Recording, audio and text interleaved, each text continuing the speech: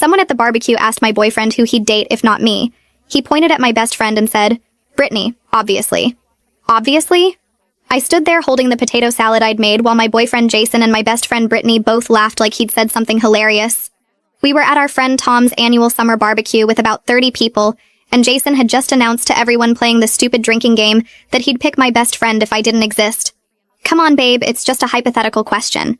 Jason took another swig of his beer while Brittany tucked her hair behind her ear, the way she always did when she was pleased about something. Besides, Brittany and I have so much in common. It makes sense. No offense, babe, but she doesn't nag about video games or get stressed about work stuff. Brittany giggled and touched his arm. Stop it, you're making me blush.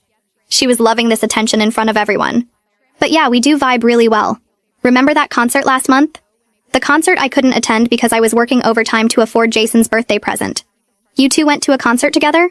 I asked, and several people looked surprised. Jason rolled his eyes. You were busy like always. Brittany stepped up.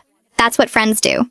We should tell her about the other thing, Brittany said, then covered her mouth like she'd revealed a secret. What other thing? I set down the potato salad because my hands were shaking. Jason waved his hand dismissive. Brittany's been helping me apartment hunt. You know, for when we move in together. We'd never discussed moving in together. We're moving in together? Jason laughed.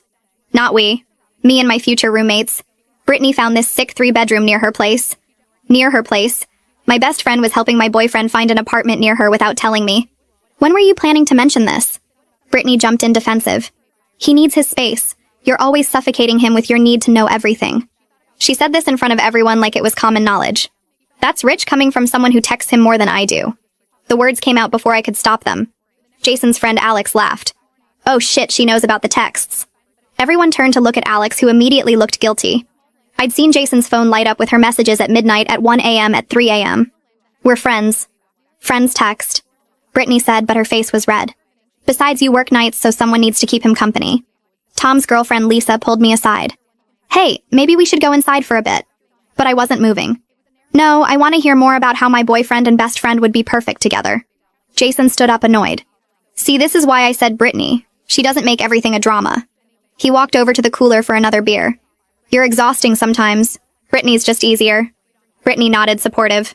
You do tend to overthink things. Like when you got upset about me borrowing your dress without asking. The dress she'd worn to Jason's cousin's wedding that I wasn't invited to, because they only had one extra spot.